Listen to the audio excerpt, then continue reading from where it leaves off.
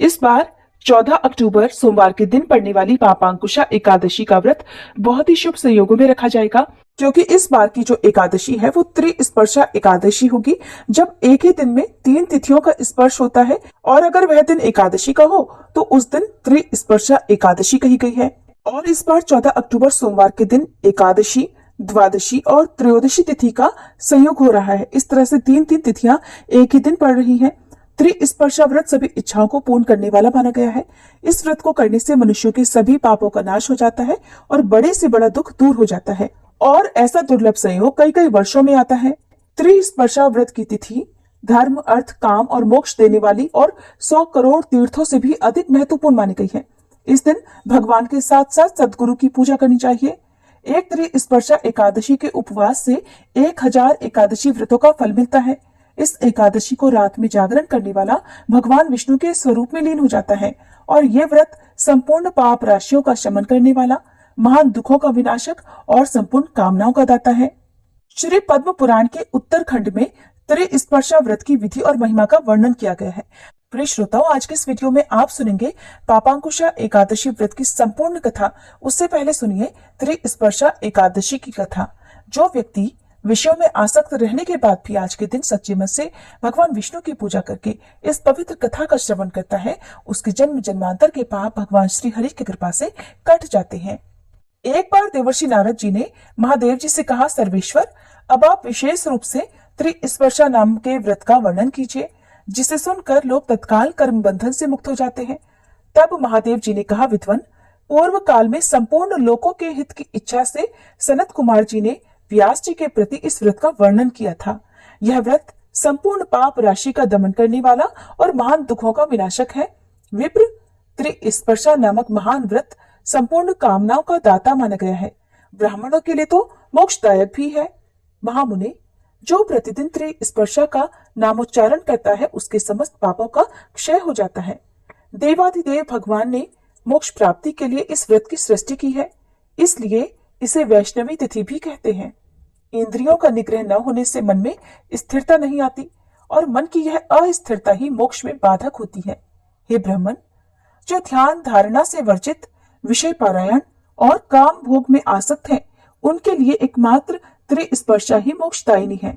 हे मुनिवर, पूर्व काल में जब चक्रधारी श्री विष्णु के द्वारा क्षीर सागर का मंथन हो रहा था, उस समय चरणों में पड़े हुए देवताओं के मध्य में ब्रह्मा जी से मैंने ही इस व्रत का वर्णन किया था।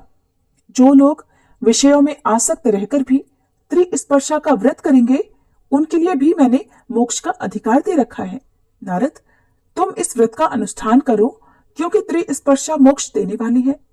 महामुने, बड़े बड़े मुनियों के समुदाय ने इस व्रत का पालन किया है। यदि कार्तिक शुक्ल पक्ष में सोमवार या बुधवार से युक्त त्रिस्पर्शा एकादशी हो तो वह करोड़ों पापों का नाश करने वाली है। विप्रवर, और पापों की तो बात ही क्या है, त्रिस्पर्शा के व्रत से ब्रह्म हत्या आदि महापाप तक नष्ट हो जाते हैं। प्रयाग में मृत्यु होने से और द्वारका में श्री कृष्ण के निकट गोमती में स्नान करने से शाश्वत मोक्ष प्राप्त होता है, परंतु त्रिस्पर्शा का उपवास करने से घर पर भी मुक्ति हो जाती है। इसलिए हे विप्रवर, तुम मोक्षदायिनी त्रिस्पर्शा के व्रत का अवश्य अनुष्ठान करो।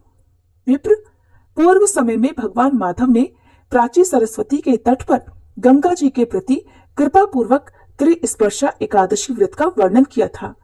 तब गंगा ने पूछा, हे ऋषिकेश, ब्रह्म हत्या आदि करोड़ों पाप राशियों से युक्त मनुष्य मेरे जल में स्नान करते हैं, उनके पापों और दोषों से मेरा शरीर कलुषित हो गया है।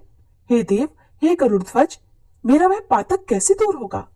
तब प्राची माधव बोले, हे शुभे, तुम त्रिस्पर्शा का व्रत करो।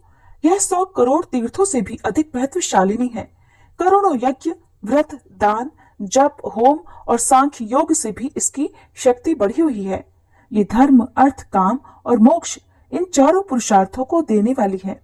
नदियों में श्रेष्ठ गंगा त्रिस्पर्शा व्रत जिस जिस महीने में भी आए, तथा यह शुक्ल पक्ष में हो या कृष्ण पक्ष में, उसका अनुष्ठान करना ही चाहिए।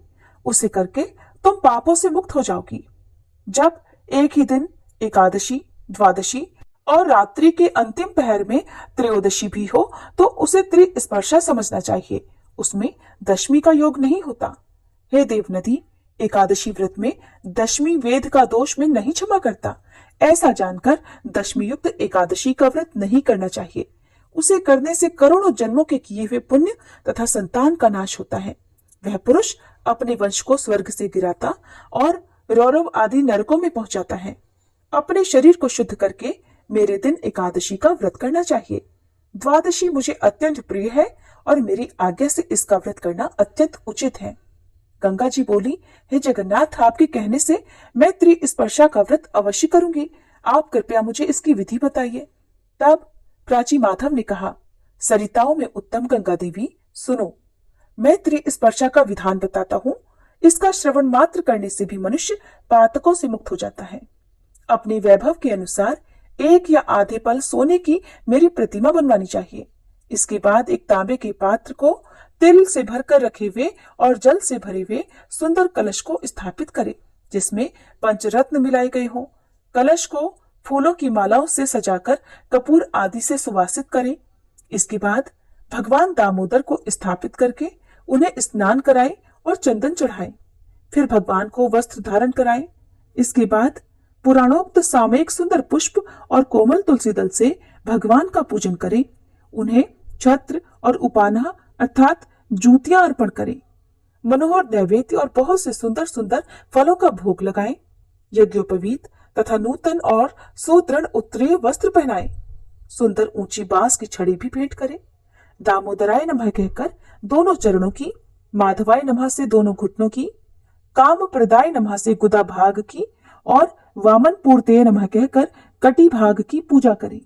पद्मनाभाय नमः से नाभि की, विश्वमूर्ते नमः से पेट की, ज्ञान गम्याय नमः से हृदय की, वैकुंठ गामिने नमः से कंठ की, सहस्त्र बाहवे नमः से बाहुओं की, योग रूपिणे नमः से नेत्रों की, सहस्त्र शीर्षणे नमः से सिर की और माधवाय नमः कहकर संपूर्ण अंगों की पूजा करनी चाहिए। इस प्रकार विधिवत पूजा करके विधि के अनुसार अर्घ्य देना चाहिए। जल युक्त शंख के ऊपर सुंदर नारियल रखकर उसमें रक्षा सूत्र लपेट दें। फिर दोनों हाथों में वह शंख आदि लेकर इस प्रकार कहें कि हे जनार्दन, यदि आप सदा स्मरण करने पर मनुष्य के सब पाप हर लेते हैं तो देव मेरे दुस्वप्न, अपशकुन, मानसिक दुश्चिंता, नारकीय भय और दुर्गति जन्य त्रास हर लीजिए।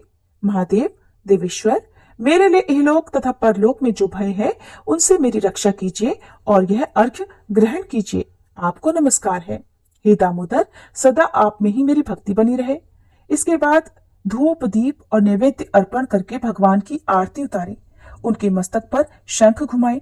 ये सब विधान पूरा करके सदगुरु की पूजा करें। उन्हें सुंदर वस्त्र, पगड़ी और अंगा दें। साथ ही जूते, छत्र, अंगूठी, कमंडल, भोजन, पान, सप्त धान्य और दक्षिणा भी दें। गुरु और भगवान की पूजा के बाद श्री हरि के समीप जागरण करें। जागरण में गीत, नृत्य और अन्य उपचारों का भी समावेश रहना चाहिए। इसके बाद रात्रि के अंत में विधि पूर्वक भगवान को अर्घ्य देकर स्नान आदि कार्य करके ब्राह्मणों को भोजन कराने के बाद स्वयं भोजन करें। महादेव जी कहते हैं, हे ब्राह्मण, त्रिस्पर्शा व्रत का यह अद्भुत उपाख्यान सुनकर मनुष्य गंगा तीर्थ में स्नान करने का पुण्य फल प्राप्त करता है। त्रिस्पर्शा के उपवास से 1000 अश्वमेध और 100 वाजपेयी यज्ञों का फल मिलता है। यह व्रत करने वाला मनुष्य पितृकुल, मातृकुल और पत्नीकुल के सहित विष्णु लोक में प्रतिष्ठित होता है। करोड़ों तीर्थों में जो पुण्य और करोड़ों क्षेत्रों में जो फल मिलता है वह त्रिस्पर्शा के उपवास से मनुष्य प्राप्त कर लेता है। हे द्विजश्रेष्ठ, जो ब्राह्मण, क्षत्रिय, वैश्य, शूद्र अथवा अन्य जाति के लोग भगवान श्री कृष्ण में मन लगाकर इस व्रत को करते हैं, वे सब इस धराधाम को छोड़ने पर मुक्त हो जाते हैं। इसमें द्वादशाक्षर मंत्र का जाप करना चाहिए। यह मंत्रों में मंत्र राज माना गया है। इस प्रकार त्रिस्पर्शा सब व्रतों में उत्तम बताई गई है। जिसने इसका व्रत किया उसने संपूर्ण व्रतों का अनुष्ठान कर लिया। पूर्व काल में स्वयं ब्रह्मा जी ने इस व्रत को किया था और उनके बाद अनेक ऋषियों ने भी इसका अनुष्ठान किया। फिर दूसरों की तो बात ही क्या है। हे नारद, यह त्रिस्पर्शा एकादशी मोक्ष देने वाली है। एकादशी के जिस व्रत से पापों को अंकुश लग जाए उस व्रत को पापांकुशा एकादशी कहा जाता है। और ये पवित्र पापांकुशा एकादशी आश्विन माह के शुक्ल पक्ष की एकादशी होती है। वनवास से लौटने के बाद भगवान श्री राम और उनके भाई भरत का मिलाप भी इसी एकादशी तिथि को हुआ था। इस वजह से इस पवित्र तिथि का महत्व और भी अधिक बढ़ जाता है। मान्यता है इस एकादशी का व्रत करने से चंद्रमा के अशुभ प्रभाव से भी मुक्ति मिलती है और सौभाग्य में वृद्धि होती है। इस दिन व्रत करने वाले व्यक्ति को यमलोक में किसी प्रकार की यातनाएं नहीं सहनी पड़ती। भगवान श्री कृष्ण ने धर्मराज युधिष्ठिर को इस एकादशी का महत्व बताते हुए कहा है कि यह एकादशी पापों का निरोध करती है, अर्थात पाप कर्मों से मनुष्य की रक्षा करती है। पाप रूपी हाथ को व्रत के पुण्य रूपी अंकुश से बांधने के कारण इस व्रत का नाम पापांकुशा एकादशी पड़ा। सनातन धर्म में कोई भी व्रत बिना कथा के पूरा नहीं माना जाता, इसलिए एकादशी व्रत रखने वाले सभी भक्तों को पापांकुशा एकादशी की इस कथा का श्रवण भी अत्यंत सच्चे मन से करना चाहिए। प्रिय श्रोताओ, अब हम सभी भगवान श्री लक्ष्मी नारायण का ध्यान करते हुए पापांकुशा एकादशी की व्रत कथा का श्रवण कर कथा सुनने का समस्त पुण्य भगवान के श्री चरणों में समर्पित करते हैं।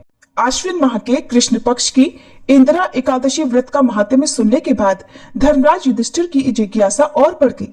तब उन्होंने हाथ जोड़कर भगवान मधुसूदन से पूछा कि हे मधुसूदन, अब आप कृपा करके ये भी बतलाइए कि आश्विन के शुक्ल पक्ष में किस नाम की एकादशी होती है। तब भगवान श्री कृष्ण बोले, राजन, आश्विन के शुक्ल पक्ष में जो एकादशी होती है वह पापांकुशा के नाम से विख्यात है। वह सब पापों को हरने वाली और उत्तम है। उस दिन संपूर्ण मनोरथ की प्राप्ति के लिए मनुष्यों को स्वर्ग और मोक्ष प्रदान करने वाले पद्मनाभ संज्ञक मुझ वासुदेव का पूजन करना चाहिए। जितेंद्रिय मुनि चिरकाल तक कठोर तपस्या करके जिस फल को प्राप्त करता है वह उस दिन भगवान गरुड़ ध्वज को प्रणाम करने से ही मिल जाता है। पृथ्वी पर जितने तीर्थ और पवित्र देवालय हैं, उन सब के सेवन का फल भगवान विष्णु के नाम कीर्तन मात्र से ही मनुष्य प्राप्त कर लेता है। जो शारंग धनुष धारण करने वाले सर्वव्यापक भगवान जनार्दन की शरण में जाते हैं, उन्हें कभी यमलोक की यातना नहीं भुगतनी पड़ती। यदि अन्य कार्य के प्रसंग से भी मनुष्य एकमात्र एकादशी को उपवास कर ले तो उसे कभी यम यातना नहीं प्राप्त होती। जो पुरुष विष्णु भक्त होकर भगवान शिव की निंदा करता है वह भगवान विष्णु के लोक में स्थान नहीं पाता, उसे निश्चय ही नरक में गिरना पड़ता है। इसी प्रकार यदि कोई शैव या पाशुपत होकर भगवान विष्णु की निंदा करता है तो वह घोर रौरव नरक में डालकर तब तक पकाया जाता है जब तक कि 14 इंद्रों की आयु पूरी नहीं हो जाती। ये एकादशी स्वर्ग और मोक्ष प्रदान करने वाली, शरीर को निरोग बनाने वाली तथा सुंदर स्त्री, धन और मित्र देने वाली है। राजन, एकादशी को दिन में उपवास और रात्रि में जागरण करने से अनायास विष्णु धाम की प्राप्ति हो जाती है। हे युधिष्ठिर, वह पुरुष मात्र पक्ष की 10, पिता के पक्ष की 10 और स्त्री के पक्ष की 10 पीढ़ियों का भी उद्धार कर देता है। एकादशी व्रत करने वाले मनुष्य दिव्य रूपधारी, चतुर्भुज, गरुड़ की ध्वजा से युक्त, हार से सुशोभित और पीतांबरधारी होकर भगवान श्री विष्णु के धाम को जाते हैं। आश्विन के शुक्ल पक्ष में पापांकुशा का व्रत करने मात्र से ही मनुष्य सब पापों से मुक्त होकर श्री हरि के लोक में जाता है। जो पुरुष सुवर्ण, तिल, भूमि, गऊ, अन्न, जल, जूते और छाते का दान करता है वह कभी यमराज को नहीं देखता। राजन, दरिद्र पुरुष को भी चाहिए कि वह यथाशक्ति स्नान, दान आदि क्रिया करके अपने प्रत्येक दिन को सफल बनाए। जो होम, स्नान, जप, ध्यान और यज्ञ आदि पुण्य कर्म करने वाले हैं उन्हें भयंकर यम यातना नहीं देखनी पड़ती। लोक में जो मानव दीर्घायु, धनाढ्य और कुलीन तथा निरोगी देखे जाते हैं वे पहले के पुण्यात्मा हैं। पुण्यकर्ता पुरुष ऐसे ही देखे जाते हैं। इस विषय में अधिक कहने से क्या लाभ युधिष्ठिर। मनुष्य पाप से दुर्गति में पड़ते हैं और धर्म से स्वर्ग लोक को जाते हैं। राजन, तुमने मुझसे जो कुछ पूछा था उसके अनुसार पापांकुशा का महात्म्य मैंने वर्णन कर दिया। भगवान श्री कृष्ण के श्रीमुख से पापांकुशा का महात्म्य सुनकर तब श्रद्धा पूर्वक धर्मराज ने भी इस व्रत का विधि पूर्वक पालन किया, जिसके पुण्य प्रताप से उनके जन्म जन्मांतर के पापों का नाश हुआ और अंत में वे भगवान श्री विष्णु के वैकुंठ लोक हो गए। ये पवित्र पापांकुशा एकादशी व्रत का पुण्य प्रताप ही था कि एक बहेलिया जिसने अपने पूरे जीवन में केवल हिंसा की थी, जो बहुत क्रूर और हिंसक था, उसका सारा जीवन एकमात्र पापांकुशा एकादशी के व्रत से बदल गया और उसे जन्म जन्मांतरों के पाप से मुक्ति मिल गई। अब इस कथा को भी विस्तार पूर्वक सुनिए। विंध्याचल पर्वत पर क्रोधन नामक एक बहेलिया रहा करता था। वह बहुत क्रूर और हिंसक था। उसका सारा जीवन हिंसा, लूटपाट, मद्यपान और गलत संगति में ही बीता था। एक दिन अचानक उसे जंगल में तपस्या करते हुए अंगिरा ऋषि मिले। उसने अंगिरा ऋषि से कहा कि मेरा कर्म बहेलिया का है, इस कारण हे मुनिवर, मुझे तो न जाने कितने ही निरीह पशु पक्षियों को मारना पड़ा है। मैंने जीवन भर पाप कर्म ही किए हैं, इसलिए मुझे तो नरक में ही जाना पड़ेगा।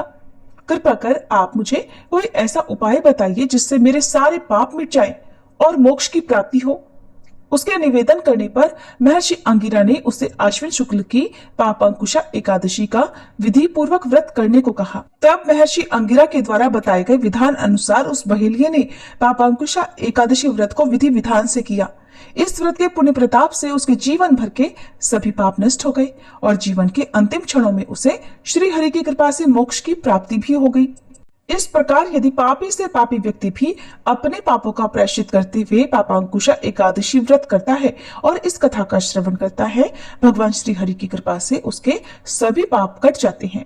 जिस प्रकार से बहेलिये को उसके सभी पापों से मुक्ति मिली, इसी प्रकार हे श्री हरि सभी को उनके पापों से मुक्ति दिलाकर अपने वैकुंठ लोक में वास देना। प्रेम से बोलिए श्री लक्ष्मी नारायण भगवान की जय, श्री कृष्ण भगवान की जय।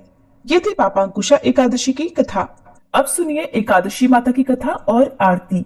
एक बार देवर्षि नारद जी वैकुंठ लोक गए। वहां उन्होंने भगवान श्री नारायण जी को प्रणाम किया। फिर नारद जी ने श्री नारायण जी से कहा, प्रभु, पृथ्वी पर अब आपका प्रभाव कम हो रहा है। धर्म पर चलने वालों को कोई शुभ फल प्राप्ति नहीं हो रहा। जो पाप कर रहे हैं उनका तो भला हो रहा है। तब श्री नारायण भगवान कहने लगे, देवर्षि, ऐसा नहीं है। जो भी हो रहा है सब नियति के कारण हो रहा है। देवर्षि नारद जी बोले, प्रभु, मैं तो देख कर आ रहा हूँ कि पापियों को तो अच्छा फल मिल रहा है और भला करने वाले, धर्म के रास्ते पर चलने वाले लोगों को बहुत बुरा फल मिल रहा है। वे महान दुख भोग रहे हैं। तब भगवान कहने लगे, अच्छा देवर्षि, कोई ऐसी घटना बताओ जिससे तुम्हें ऐसा अनुभव हुआ हो।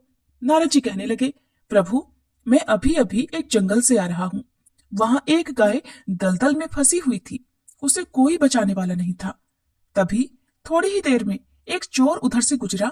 उसने गाय को दलदल में फंसा हुआ देखा, लेकिन वह रुका नहीं, बल्कि उस पर पैर रखकर वह दलदल लांघकर आगे निकल गया। फिर आगे जाकर उसी चोर को सोने की मोहरों से भरी हुई एक थैली मिली। थोड़ी देर के बाद वहां से एक वृद्ध साधु महाराज गुजरे। उन्होंने उस गाय को दलदल से निकालने की पूरी कोशिश की और पूरी ताकत लगाकर आखिरकार उस गाय को निकाल लिया। लेकिन प्रभु, मैंने देखा कि गाय को दलदल से निकालने के बाद भी जब वह साधु महाराज आगे गए तो खुद एक गड्ढे में गिर गए और उन्हें चोट भी लग गई। बताइए प्रभु, ये कौन सा न्याय है कि जिसने गाय की मदद की उसे दुख मिला, बल्कि जो गाय के ऊपर पैर रखकर आगे बढ़ गया उसे सोने की मोहरों भरी थैली मिल गई। नारद जी की बात सुनने के बाद नारायण भगवान बोले, देवर्षि, ये सही ही हुआ है। जो चोर गाय पर पैर रखकर भाग रहा था उसकी किस्मत में तो एक खजाना था, लेकिन उसके इस पाप के कारण उसे केवल कुछ ही मोहरें मिली। वहीं इन साधु महाराज को गड्ढे में इसलिए गिरना पड़ा क्योंकि उनके भाग्य में मृत्यु लिखी हुई थी। लेकिन गाय को बचाने के कारण उनके पुण्य बढ़ गए और उनकी मृत्यु एक छोटी सी चोट में बदल गई। देवर्षि, इंसान के कर्म से ही उसका भाग तय होता है, इसलिए अच्छे कर्म करना कभी भी किसी भी परिस्थिति में छोड़ना नहीं चाहिए। ये सुनकर नारद जी बहुत प्रसन्न हुए और लक्ष्मी नारायण भगवान की जय जयकार करते हुए बैकुंठ लोक से चल दिए। प्रेम से बोलिए श्री लक्ष्मी नारायण भगवान की जय, देवर्षि महाराज की जय।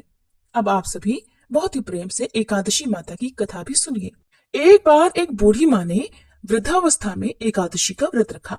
वैसे तो वह अपने पूरे जीवन काल में एकादशी का व्रत रखती आ रही थी, लेकिन वृद्धावस्था होने के बाद भी वह इस व्रत को उतनी ही निष्ठा और उतने ही नियम के साथ रख रही थी। वृद्धावस्था में तो वैसे भी बहुत सारी बाधाएं होती हैं। वैसे तो बूढ़ी माँ को भगवान की कृपा से सारी सुख सुविधाएं प्राप्त थी, लेकिन फिर भी वह अपने परिवार की सुख समृद्धि की कामना से इस कठिन व्रत को रखने लगी। वे अधिकतर एकादशी का व्रत निर्जल ही रखती थी। एकादशी का दिन आने पर उन्होंने इस बार भी निर्जल व्रत रखा। दिन भर उन्हें प्यास लगी रही, लेकिन किसी तरह उन्होंने अपने मन को संयम में रखकर पूजा पाठ किया और कथा सुनी। पंडित जी को मिट्टी के पात्र में भरकर पानी और ऋतुफल दान में दिए। दोना भरकर शक्कर भी बांटी। उन्हें गर्मी के कारण बहुत बेचैनी हो रही थी। इस कारण से वह बड़ी देर तक पानी में हाथ पैर डालकर बैठी रही, पानी से बार बार कुल्ला करती रही तब कहीं जाकर उन्हें थोड़ी देर के लिए आराम मिला, चैन पड़ा। लेकिन थोड़ी देर के बाद उनका फिर मुंह सूखने लगा। एक तो धूप बहुत तेज पड़ रही थी, इस कारण बूढ़ी माँ बहुत ही बेचैन हो रही थी। एक तो बुढ़ापा, ऊपर से भयंकर गर्मी। वृद्धावस्था की स्थिति तो इसी प्रकार की होती है। फिर जैसे तैसे रो धोकर किसी प्रकार दिन कट पाया। अब पहाड़ सी रात उनके सामने थी, जिसका कटना बड़ा ही मुश्किल दिखाई दे रहा था। चारपाई पर पड़े पड़े भी शांति नहीं मिल रही थी और बूढ़ी माँ प्यास के मारे बार बार करवट बदल रही थी। कई बार वे घर से बाहर जाती, फिर अंदर आ जाती। ना उन्हें घर के बाहर शांति मिल रही थी, ना अंदर। वे चारपाई पर पड़ी पड़ी बार बार एकादशी माता का ध्यान करती रही और कहती रही, हे माता, आप मेरी लाज रखिएगा, आप मुझे शक्ति दीजिएगा, जिससे मैं भली भांति आपका ये व्रत कर सकूं और ये पहाड़ सी रात शांति के साथ बीत सके। प्यास के कारण बूढ़ी माँ की बेचैनी तो बढ़ ही रही थी। उन्होंने धैर्य रखने का बहुत प्रयास किया, किंतु सहनशीलता की सीमा टूट गई और वे घबराकर प्यास के मारे एकदम चिल्ला पड़ी। चिल्लाने लगी कि बचाओ बचाओ, मेरे प्राण निकल रहे हैं। तब उनका चीखना चिल्लाना सुनकर परिवार भर के सभी लोग उनके आसपास इकट्ठा हो गए और पूछने लगे, अम्मा जी, क्या हुआ आपको, क्यों चिल्ला रही है? आप इस बुढ़ापे में इतने कठिन व्रत को क्यों कर रही हैं? अम्मा जी, शक्ति हो तभी भक्ति होती है। जब आपकी सामर्थ्य निर्जल व्रत करने की नहीं है तो आप क्यों जल का त्याग कर रही हैं? आप पानी पी लीजिए। तब वे बूढ़ी माँ अपने परिवारजनों से कहने लगी, अरे मेरे तो प्राण ही निकले जा रहे हैं, जरा कोई मेरी छाती पर ठंडे पानी का घड़ा तो रख दो। तब नातियों ने दादी की छाती पर ठंडे पानी का घड़ा रख दिया। तब कहीं उन्हें थोड़ा आराम मिला। थोड़ी देर के लिए उन्होंने अपनी आंखें बंद कर ली। इधर एकादशी माता ने सोचा कि ये तो बूढ़ी अम्मा है और बहुत नियम पालन के साथ व्रत भी रखती हैं, चलकर इनकी परीक्षा ली जाए। तब वे आधी रात को मुर्गा बनकर टेर लगाने लगी। अपने घर के द्वार पर मुर्गे की आवाज सुनकर दादी जल्दी से उठी। सोचा शायद सुबह हो गई, लेकिन जब बाहर जाकर देखा तो देखा आसमान में तो उन्हें कहीं भी प्रातःकालीन तारा दिखाई नहीं दिया। वे सोचने लगी कि ये मुर्गा क्यों और कैसे बोल रहा है। उन्हें प्यास तो लग रही थी, अब थोड़ा बहुत उनका मन भी बेचैन होने लगा। किंतु आखिरकार उन्होंने दृढ़ निश्चय किया कि अब तो मैं व्रत पूरा करके ही पानी पीऊंगी, भले ही मेरे प्राण निकल जाए। ये सोचकर वो फिर से चारपाई पर निढाल होकर लेट गई। थोड़ी ही देर में एकादशी माता ने उनकी फिर से परीक्षा लेनी चाहिए और वे एक छोटी सी बालिका बनकर एक गिलास में शरबत लेकर उनके सिरहाने खड़ी हो गई और जोर से आवाज लगाकर कहने लगी, दादी जी, सवेरा हो गया है, आप हाथ मुंह धोकर ये शरबत पी लीजिए। पहले तो शरबत का गिलास देखकर बूढ़ी माँ का मन ललचा गया, किंतु अचानक उन्हें याद आया कि उन्होंने तो निर्जल एकादशी का व्रत रखा है। फिर उन्होंने सोचा कि मैं तो किसी भी प्रकार से अभी शरबत नहीं पी सकती हूँ। ये सोचकर वो शांति से अपनी चारपाई पर फिर लेट गई। जब बहुत तेज की प्यास लगती है तो चारों ओर पानी ही पानी दिखाई देता है, यहाँ तक कि सपने भी पानी के ही आते हैं। पानी पीने की तड़प इतनी थी कि थोड़ी ही देर के बाद में बूढ़ी माँ को ऐसा लगा मानो किसी ने उन्हें पानी के कुएं में पटक दिया हो, और वे बहुत देर तक उस कुएं में पानी में हाथ पांव चलाती रही, किंतु उन्होंने अपने मुंह में पानी की एक बूंद भी नहीं जाने दी और वे दृढ़ता पूर्वक एकादशी व्रत का पालन करती रही। थोड़ी ही देर में न जाने कहां से सामने आग जलती दिखाई दी, जिससे उन्हें बहुत ज्यादा गर्मी लगने लगी और मारे प्यास के उनका गला सूखने लगा, उनके प्राण निकलने लगे। किंतु बूढ़ी माँ का कोई कुछ भी नहीं बिगाड़ पाया। वे जहां की तहां मुस्कुराती हुई सी बैठी रही। थोड़ी देर में बाहर उजाला होने लगा, ऐसा लगा मानो सवेरा हो गया हो। बूढ़ी माँ ने जब बाहर निकलकर देखा तो समझ गई कि अब सवेरा होने में बस कुछ ही देर बाकी है। ये जानकर वे बड़ी शांति से इधर उधर घूमने लगी। एकादशी माता ये बात अच्छी तरह से समझ गई कि ये बूढ़ी माँ किसी भी तरह अपने व्रत से नहीं टल सकती, अपना व्रत बीच में नहीं तोड़ सकती। वह उनके सत्य व्रत को बहुत अच्छी तरह से समझ गई। सवेरा होते ही बूढ़ी माता ने स्नान किया, भगवान की पूजा पाठ की, एकादशी माता की कथा सुनी, फिर ब्राह्मणों को दक्षिणा देकर भोजन कराया। तब कहीं उन्होंने जल ग्रहण किया। कन्याओं को भोजन कराने के बाद फिर माता ने खुद भोजन किया। उस श्रेष्ठ व्रत के प्रताप से बूढ़ी अम्मा की आयु बढ़ गई। उनका घर परिवार हरा भरा हो गया। घर में अब किसी प्रकार का कोई अभाव नहीं रहा और वे हर तरह के सुख साधनों से संपन्न हो गई। नाती नातिन से उनका घर भर गया और वे उसी दिन से 12 महीने की एकादशी का व्रत उसी प्रकार निर्जल रखने लगी। और फिर एकादशी व्रत के पुण्य प्रताप से वह अपने जीवन में हर प्रकार के सुख भोग कर अंत में बैकुंठ धाम को चली गई। हे एकादशी माता, जैसे आपने उन बूढ़ी माँ और उनके परिवारजनों को सुख समृद्धि प्रदान की, जैसे आपने बूढ़ी माँ को अंत में मोक्ष प्रदान किया, वैसे ही इस कथा को सुनने वाले सभी भक्तों को सुख सुविधाएं प्रदान कर उनकी मनोकामनाएं पूर्ण करना और मोक्ष प्राप्ति की इच्छा रखने वाले भक्तों को मोक्ष प्रदान करना। प्रेम से बोलिए एकादशी माता की जय।